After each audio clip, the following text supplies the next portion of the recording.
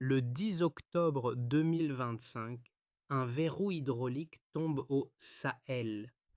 En moins de 24 heures, la fermeture fait surgir deux chiffres qui se contredisent. Environ 30% d'eau en moins dans des zones clés et une souveraineté soudain revendiquée au prix d'un choc immédiat. Que change réellement ce geste pour l'État, les marchés et les foyers, selon Ibrahim Traoré, quand l'eau devient l'axe d'un bras de fer global? Ce n'est pas seulement une pénurie, c'est un test. La promesse de cette analyse est simple: comprendre ce que la fermeture de la rivière Sahel change vraiment, au-delà du choc et des commentaires à chaud.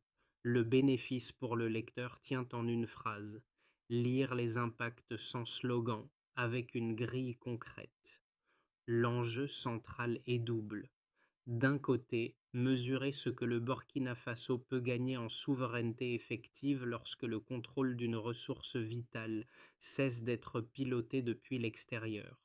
De l'autre, estimer ce qu'il risque de perdre en stabilité économique, sociale et diplomatique si la transition se révèle trop brutale. Ce basculement ne concerne pas seulement l'eau. Il touche des chaînes logistiques, des routines de maintenance, des circuits de données et la confiance des marchés. La question n'est donc pas de juger une posture, mais d'examiner une capacité, transformer une rupture politique en compétence durable de gouverner. Chaque décision prise après le 10 octobre redéfinit l'équilibre entre autonomie nationale et interdépendance régionale, et c'est ce fil précis, mesurable, vécu, qui sera suivi pas à pas. En moins de 24 heures, la fermeture de la rivière Sahel a révélé une dépendance plus profonde que prévu. Les premières données ont montré une baisse d'environ 30% de l'approvisionnement en eau dans plusieurs zones clés, transformant une décision politique en crise opérationnelle immédiate. Pour comprendre ce basculement, il faut revenir au cadre qui le rend possible. Depuis plus de 70 ans, la gestion des infrastructures hydrauliques majeures reposait sur des entreprises étrangères avec des contrats techniques, des flux de données et des chaînes de décision largement délocalisées. Cette architecture fournissait une stabilité apparente. Tant que le pilotage externe fonctionnait, la continuité semblait acquise. Mais cette continuité avait un prix discret. Une souveraineté formelle de l'État coexistait avec une souveraineté fonctionnelle limitée parce que les compétences, les procédures et une partie des informations critiques s'accumulaient hors du périmètre national. La décision annoncée le 10 octobre 2025 rompt ce compromis. En ordonnant la fermeture, Ibrahim Traoré ne suspend pas seulement un flux d'eau, il interrompt un circuit de contrôle, de maintenance et d'arbitrage qui liait le Burkina Faso à des acteurs extérieurs. Le choc initial n'est donc pas un simple accident technique. Il ressemble à la conséquence logique d'un système conçu pour fonctionner sans alternative locale immédiatement prête. C'est ce contexte qui explique la rapidité des perturbations. Quand l'approvisionnement chute, la crise ne se limite pas à la distribution. Les prévisions agricoles deviennent plus incertaines, certaines coordinations logistiques se grippent et la capacité à anticiper se réduit parce que des routines entières dépendaient d'un pilotage continu. L'événement agit alors comme un révélateur. Il expose ce qui était invisible tant que l'infrastructure restait stable. Mais ce dévoilement ouvre aussi un espace inédit. Il force un diagnostic que des années de gestion externalisée avaient repoussé et transforme la souveraineté en une série de problèmes concrets à résoudre. Qui contrôle, qui maintient, qui arbitre, avec quelles données et selon quelles priorités? La question centrale devient précise. Cette mise à nu brutale des failles est-elle un passage obligé pour reconstruire un contrôle durable ou un risque excessif pris sans filet.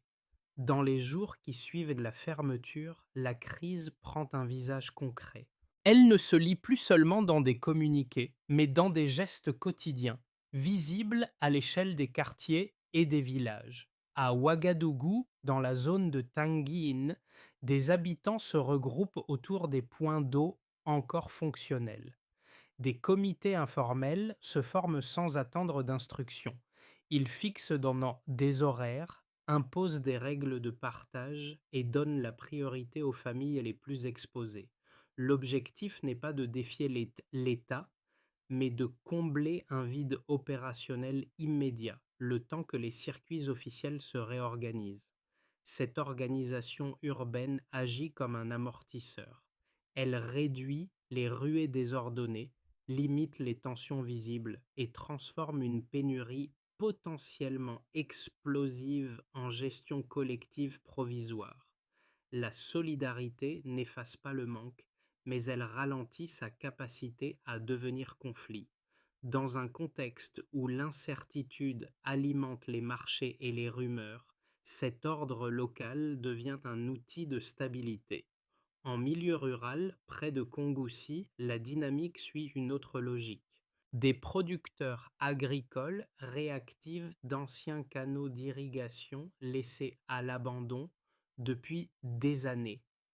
Ces systèmes plus rudimentaires, moins dépendants des réseaux centralisés, permettent de préserver une partie des cultures et d'éviter une rupture totale de la production.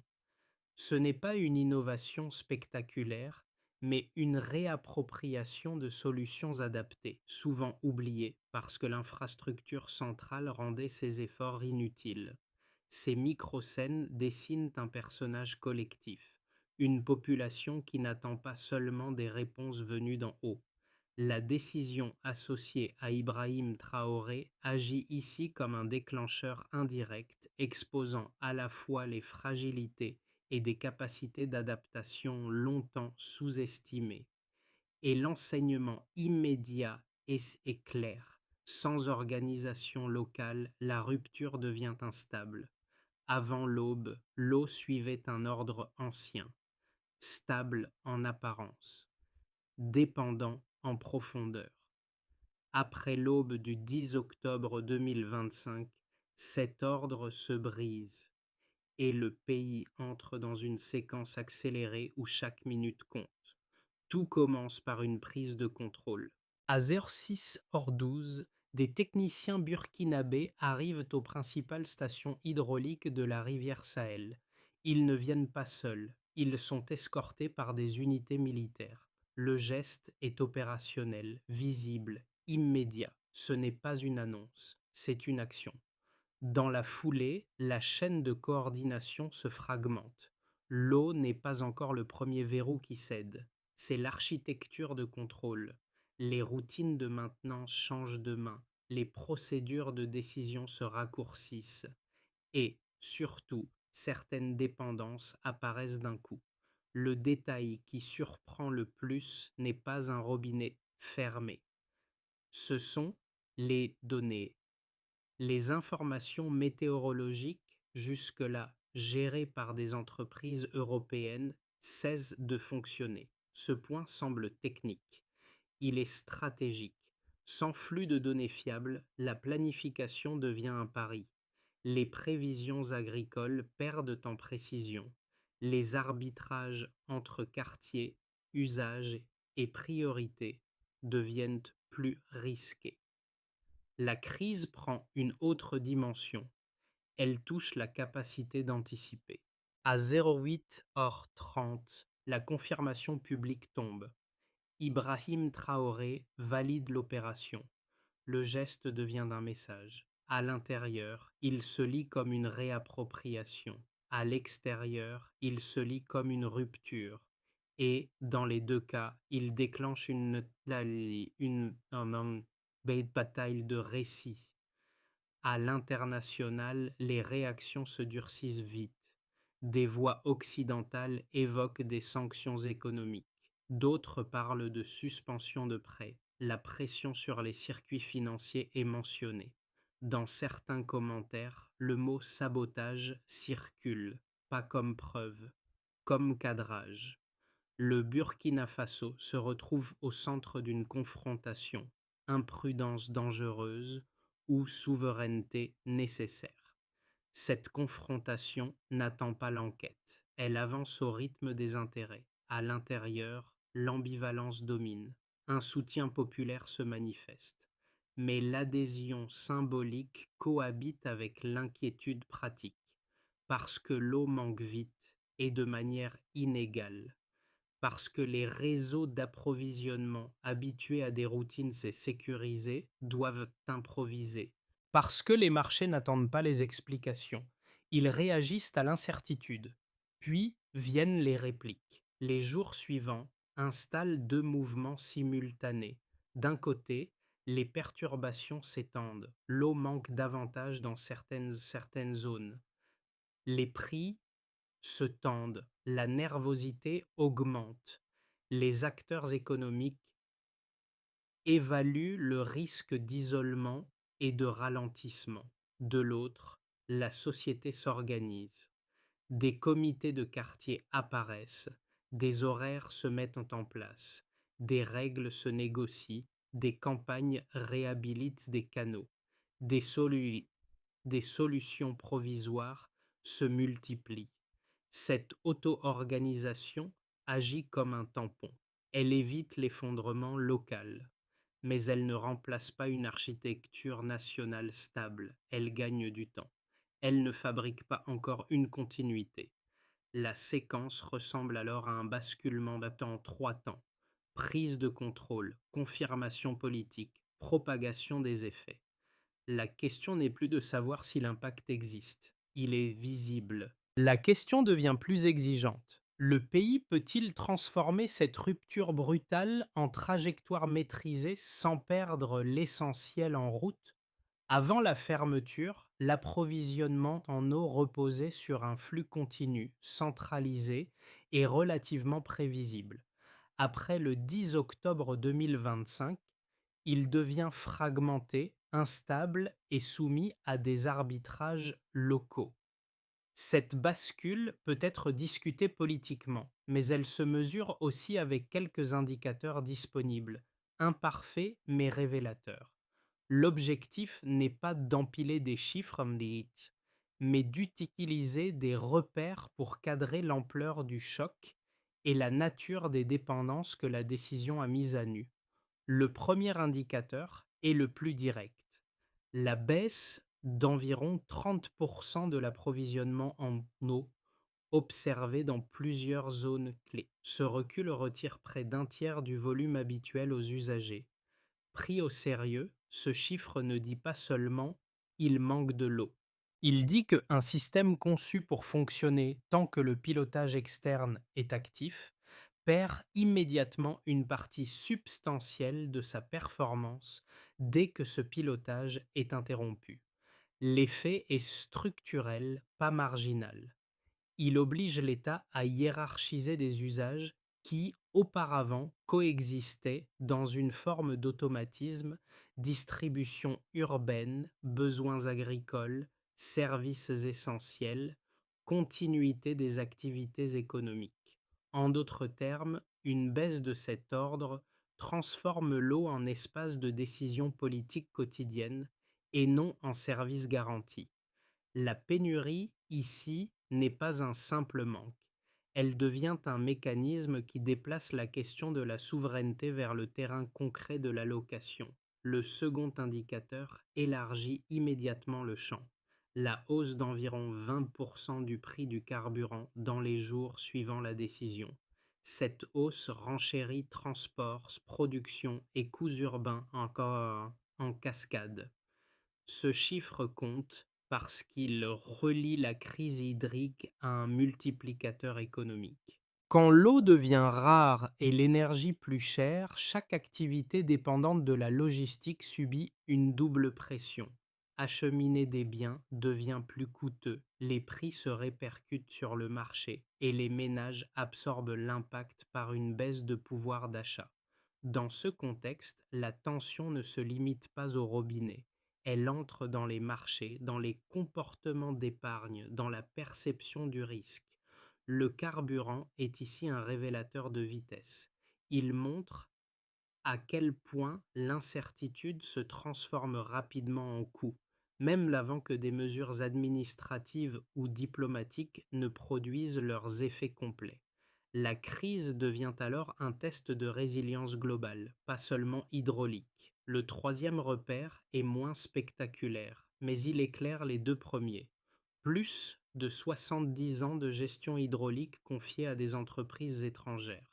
Cette durée longue explique l'absence d'alternatives locales immédiatement prêtes. Ce n'est pas un argument moral, ni une condamnation automatique, c'est un contexte opérationnel. Un système externalisé pendant des décennies produit de la stabilité, mais il organise aussi une érosion progressive des capacités internes. Compétences techniques, routines de maintenance, culture de la donnée, procédure de décision. La conséquence est presque mécanique.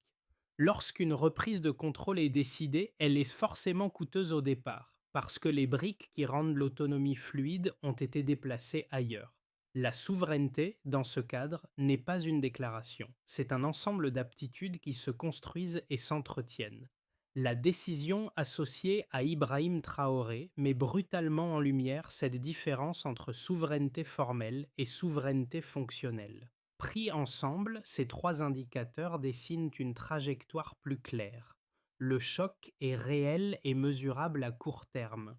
Moins d'eau, plus de coûts, plus d'incertitudes.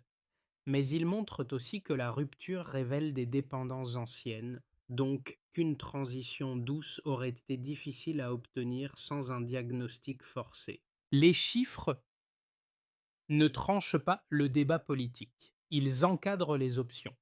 Ils indiquent que l'objectif de contrôle national exige une reconstruction technique, financière et organisationnelle, et que la question la plus opérationnelle n'est pas fallait-il rompre, mais comment réduire rapidement l'écart sans recréer une dépendance équivalente sous une autre forme. La fermeture de la rivière Sahel a cristallisé un clivage net parmi les observateurs. Les arguments se répondent, parfois avec vigueur, et chacun paraît solide tant qu'il est pris isolément. Pour éviter la caricature, il faut examiner ces deux lectures de manière symétrique, puis les relier par ce que les faits disponibles permettent réellement d'affirmer. Une première lecture insiste sur le risque jugé excessif. Pour de nombreux analystes internationaux, la rupture décidée par Ibrahim Traoré ressemble à une prise de risque disproportionnée. Leur raisonnement suit une logique simple. Couper un flux vital sans solution technique pleinement opérationnelle expose le pays à une contraction économique durable. La baisse d'environ 30% de l'approvisionnement en eau fragilise les ménages urbains, perturbe l'agriculture et impose des arbitrages difficiles. La hausse d'environ 20% du prix du carburant amplifie l'effet en renchérissant transport et production. À cela s'ajoute la menace de sanctions et de suspension de prêts qui pourraient réduire l'accès au financement et accroître l'incertitude. Dans cette lecture, la souveraineté proclamée coûte immédiatement cher et l'addition pourrait s'allonger si la transition s'enlise. Une seconde lecture met en avant l'idée d'une nécessité historique. À l'inverse, une partie des acteurs africains et de la société burkinabé soutient que la rupture était inévitable. Maintenir une infrastructure hydrique pilotée de l'extérieur reviendrait, selon eux, à accepter une dépendance structurelle indéfinie. Les coûts de court terme sont reconnus, mais interprétés comme le prix d'une émancipation durable. Les initiatives locales apparues après la fermeture, comités urbains, réactivation de canaux ruraux, sont citées comme preuve d'une capacité d'adaptation sous-estimée. Dans cette perspective, la douleur immédiate n'est pas un échec, mais une étape de réappropriation. Relier ces deux positions exige une réponse étayée. Les données disponibles confirment qu'il existe un choc économique et social réel, donc que l'argument du risque n'est pas imaginaire. Mais elles indiquent aussi que plus de 70 ans de gestion externalisée rendaient toute transition nécessairement brutale, ce qui renforce l'idée d'une rupture difficilement évitable. Le débat ne se réduit donc pas à prudence contre audace. Il porte sur la capacité à transformer un geste politique en processus maîtrisé, réduire les coûts sans renoncer à l'objectif de contrôle national. La véritable ligne de fracture n'est pas entre rupture et statu quo, mais entre rupture improvisée et rupture accompagnée. Un détail change tout. Ce qui semblait n'être qu'une crise d'approvisionnement révèle une bascule de pouvoir plus profonde. En quelques jours, la fermeture de la rivière Sahel déplace le centre de gravité des contrats internationaux vers des décisions locales, souvent improvisées mais immédiatement concrètes. Le changement ne vient ni d'un nouveau traité, ni d'un investissement massif, il vient d'une redistribution forcée des responsabilités déclenchée par l'urgence. À ce stade, le geste associé à Ibrahim Traoré cesse d'être uniquement défensif. Il devient un révélateur de capacités latentes. Les collectivités locales découvrent qu'elles peuvent arbitrer, coordonner et faire respecter des règles, même sous contrainte. Les citoyens comprennent que l'accès à l'eau n'est plus garanti par un opérateur lointain, mais conditionné par des choix qu'ils participent eux-mêmes à définir. Cette prise de conscience modifie la nature du débat public.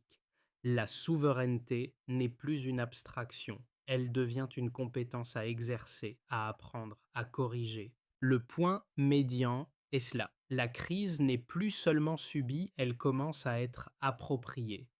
La question devient plus exigeante. Le pays peut-il structurer ce pouvoir diffus avant qu'il ne s'épuise? Les effets de la fermeture de la rivière Sahel ne se répartissent pas de manière uniforme. Ils se déclinent selon les acteurs, leur marge d'action et leur exposition aux risques, dessinant une cartographie précise des fragilités immédiates et des gains potentiels. Ce qui se joue n'est pas seulement une pénurie, c'est une redistribution de responsabilités, de coûts et de pouvoir à plusieurs étages. Du côté de l'État, la conséquence la plus visible est la pression sur la coordination. Une baisse d'environ 30% de l'approvisionnement en eau oblige l'administration centrale à arbitrer entre usages concurrents, parfois à un rythme quotidien. Services essentiels, besoins urbains, activités productives, continuité minimale des infrastructures. Dans le même temps, la décision associée à Ibrahim Traoré renforce une légitimité symbolique auprès d'une partie de la population, parce qu'elle matérialise l'idée de reprise de contrôle. Mais cette légitimité devient conditionnelle. Elle dépend désormais de résultats opérationnels. Si la transition s'enlise, le capital politique peut s'éroder aussi vite qu'il s'est constitué. Du côté des entreprises, l'impact est d'abord logistique et financier. La hausse d'environ 20% du prix du carburant renchérit les transports, augmente les coûts de production et réduit les marges. Les secteurs dépendants de flux réguliers, agroalimentaire, transport, distribution, sont les plus exposés. À court terme, l'incertitude freine certains investissements et pousse à reporter des décisions. Mais la rupture ouvre aussi un espace à de nouvelles opportunités locales. Maintenant, solutions alternatives de distribution, services de proximité, adaptation technique. Le tissu économique se polarise alors entre ceux qui absorbent le choc et ceux qui parviennent à en tirer un avantage, souvent à petite échelle. Du côté des citoyens, la crise se traduit par des ajustements concrets. En zone urbaine, La rareté de l'eau impose de réorganiser les routines domestiques, de rationner et de dépendre davantage des réseaux de solidarité. Les, les comités de quartier limitent les conflits ouverts, mais ils signalent aussi un transfert de responsabilité. L'accès à l'eau devient un enjeu collectif à gérer, non un service acquis. En milieu rural, l'effet est contrasté. Certaines communautés maintiennent une partie de la production grâce à des canaux réhabilités, tandis que d'autres restent vulnérables. Partout, la pénurie transforme la ressource en sujet de débat public, parce que chacun ressent la différence entre un système qui fonctionne et un système qu'il faut gouverner. Du côté de la région, enfin, l'équilibre géopolitique se déplace. Les pays voisins observent attentivement, entre crainte d'instabilité et intérêt pour un précédent. Le Burkina Faso apparaît à la fois comme un risque systémique et comme un laboratoire politique. Si la transition s'organise, elle peut inspirer d'autres initiatives. Si elle échoue, elle renforcera les arguments en faveur du statu quo et du pilotage externe. Dans ce contexte, le geste d'Ibrahim Traoré produit un effet au-delà des frontières. Il oblige les acteurs régionaux et internationaux à recalculer leurs attentes, leurs pressions et leurs marges de négociation. Ces quatre lectures convergent vers un même constat. La fermeture crée des coûts immédiats, mais elle redistribue aussi le pouvoir et les responsabilités. La question n'est plus abstraite. Elle est mesurable, vécue et discutée à chaque niveau de la société. Trois trajectoires plausibles se dessinent pour les 6 à 12 prochains mois. Elles ne prédisent pas l'avenir. Elles servent à structurer les choix possibles en distinguant ce qui dépend de la coordination interne, de l'environnement diplomatique et de la capacité à apprendre vite sous contrainte. La variable décisive n'est pas la rupture elle-même, mais la manière dont elle est accompagnée. Premier scénario, dit de base, stabilisation sous contrainte. Dans cette hypothèse, le Burkina Faso parvient à limiter les effets les plus graves de la baisse d'approvisionnement. Des audits techniques avancent, des réparations ciblées réduisent les pertes et les dispositifs locaux de gestion se normalisent. Les tensions diplomatiques persistent, mais sans sanctions généralisées. L'accès au financement reste difficile, sans être totalement fermé. L'inflation demeure élevée, notamment via l'énergie, mais se stabilise. L'activité économique reprend lentement, dans une atmosphère d'incertitude contrôlée. Ce scénario suppose une coordination constante entre l'État et les collectivités, et une capacité à transformer l'urgence en routine plus fiable. Deuxième scénario, plus optimiste, réorganisation accélérée et ouverture régionale. Ici, la crise agit comme catalyseur. Les capacités locales se renforcent plus vite que prévu, soutenues par des investissements ciblés et des partenariats régionaux. Des mécanismes de coopération hydrique émergent avec des pays voisins, favorisant la mutualisation de données et de bonnes pratiques, sans retour à une dépendance unilatérale. Des solutions techniques sobres, canaux gravitaires, systèmes solaires, maintenance de proximité, réduisent progressivement la vulnérabilité. La crédibilité interne s'améliore parce que les résultats opérationnels deviennent visibles et la gestion de l'eau se transforme en levier de stabilité. Ce scénario repose sur une convergence rare, volonté politique, expertise technique et coopération pragmatique. Troisième scénario, plus pessimiste, enlisement et isolement progressif. Dans la trajectoire la plus défavorable, les infrastructures continuent de se dégrader et les mécanismes d'entraide s'essoufflent. Les sanctions se durcissent ou les suspensions de prêts se prolongent, réduisant l'accès aux importations stratégiques et au financement. Les pénuries persistent, les prix restent sous tension et la fatigue sociale s'installe. Les initiatives locales atteignent leurs limites faute de relais nationaux, et la crise hydrique se transforme en crise de gouvernance plus large. Dans ce scénario, la rupture initiale produit moins une transition qu'une fragilisation durable.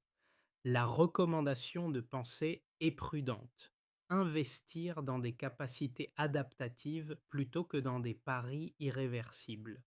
Si les décisions privilégient la flexibilité, apprendre, corriger, coordonner, alors même un choc sévère peut devenir une étape de transformation maîtrisée. La question centrale reste ouverte. Quel degré de discipline collective permettra d'éviter que l'urgence ne devienne un nouvel ordre permanent? Pour le public urbain, l'enjeu se traduit d'abord par une adaptation quotidienne. Les coupures d'eau imposent de réorganiser les horaires, de mutualiser les réserves et de renforcer des solidarités de voisinage. Cette contrainte crée aussi une nouvelle visibilité. Ce qui semblait acquis devient fragile et la gestion d'un service essentiel cesse d'être un arrière-plan. Dans ce contexte, l'attention se déplace vers des gestes simples mais décisifs. Savoir où s'approvisionner, respecter des règles communes, éviter les ruées qui déclenchent des tensions inutiles. Pour les acteurs économiques locaux, la période est ambivalente. Les petites entreprises subissent la volatilité des coûts et l'irrégularité des flux, ce qui freine l'investissement et fragilise l'emploi. Certaines activités dépendantes de la continuité logistique doivent réduire leur cadence ou ajuster leurs prix. Mais le choc ouvre aussi un espace à des solutions de proximité, services de maintenance, distribution alternative, innovation sobre, réorganisation des circuits courts. La crise agit comme un filtre. Elle révèle les modèles trop dépendants et valorise ceux qui peuvent s'adapter rapidement. Pour les communautés rurales, l'impact est plus direct encore. L'eau conditionne la production agricole et la sécurité alimentaire. La réactivation de canaux d'irrigation anciens montre une capacité d'ajustement, mais elle exige du temps, de l'effort collectif et une coordination minimale. Ces communautés deviennent des laboratoires vivants de transition. Chaque succès ou échec se mesure immédiatement dans la récolte, dans les revenus, dans l'équilibre social. Enfin, pour les jeunes et les acteurs civiques, la séquence peut servir de catalyseur d'engagement. L'organisation des points d'eau, la médiation lors des rationnements et l'entraide transforment une situation de stress en expérience de responsabilité partagée. Cet engagement ne résout pas les défis structurels, mais il renforce le tissu social. Deux gestes simples émergent pour le lecteur. S'informer au-delà des slogans et soutenir les initiatives locales crédibles. Ces actions modestes, répétées, aident à transformer une contrainte collective en apprentissage durable. La transition engagée après la fermeture de la rivière Sahel ne peut tenir sans une séquence d'actions lisibles, coordonnées et mesurables. À ce stade, l'enjeu n'est plus l'intention politique, mais l'exécution. Qui fait quoi, quand et comment vérifier que la souveraineté proclamée devient une capacité opérationnelle? Pour commencer, il faut auditer et sécuriser techniquement le réseau. Dans les 6 prochains mois, un audit national complet doit identifier les points de rupture, les dépendances technologiques et les pertes critiques. L'objectif est de hiérarchiser les interventions, stabiliser d'abord les stations clés, puis réduire les interruptions non planifiées. La mesure de réussite est concrète. Baisse progressive des coupures imprévues et amélioration de la continuité dans les zones les plus exposées. Ensuite, il faut reconstruire des capacités locales de données et de maintenance. Il faut former rapidement des techniciens capables d'exploiter des informations hydriques et climatiques sans relais externes et de maintenir les équipements avec des procédures maîtrisées. Ces programmes doivent être courts et orientés vers l'application. Le critère d'évaluation est assez simple. Passer d'une réaction tardive à une anticipation minimale, notamment dans la planification des distributions et des réparations. Puis vient la nécessité de structurer la coordination territoriale. Les comités citoyens apparus dans l'urgence doivent être intégrés à un cadre clair. Niveau de décision, règles de priorité, mécanismes de médiation. Cela réduit les conflits et stabilise la gestion quotidienne. La réussite se mesure par la diminution des tensions locales et par la régularité des arbitrages. Enfin, il devient possible d'ouvrir une coopération régionale maîtrisée. Des mécanismes légers avec les voisins du Sahel peuvent mutualiser données et bonnes pratiques, sans recréer une dépendance unilatérale. Enfin, sous l'impulsion d'Ibrahim Traoré, cette feuille de route doit rester publique et suivie par indicateurs pour transformer une rupture en trajectoire gouvernable. À Tanguine, les seaux alignés au petit matin sont devenus plus qu'un objet domestique. Il rappelle les premiers jours de la fermeture, lorsque l'eau a cessé d'être un service silencieux pour devenir une décision à partager. Dans ces fils improvisés, la souveraineté n'a pas la forme d'un slogan. Elle se lit dans la discipline d'un horaire, dans l'acceptation d'une règle commune, dans la fatigue contenue d'une foule qui apprend à tenir ensemble. Avec le recul, la décision portée par Ibrahim Traoré apparaît moins comme un coup isolé que comme un moment de vérité.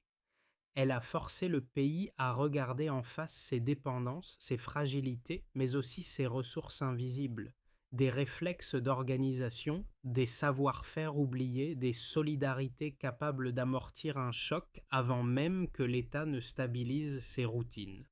Les comités de quartier et les canaux réhabilités ne sont pas des solutions définitives, mais des signaux.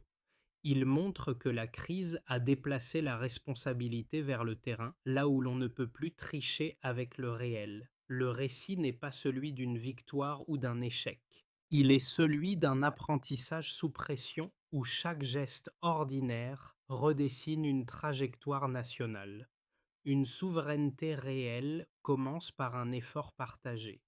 À ce stade, l'histoire de la fermeture de la rivière Sahel ne se résume plus à une décision gouvernementale.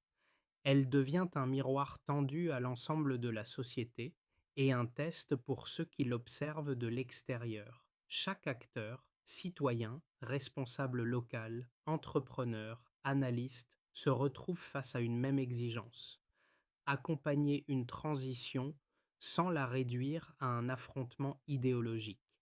Le Burkina Faso avance sur une ligne étroite. D'un côté, la tentation du jugement hâtif qui transforme une crise complexe en récit simple. De l'autre, la possibilité d'un apprentissage collectif, imparfait mais progressif, où l'on accepte l'idée qu'un pays puisse expérimenter, se tromper, corriger et persister.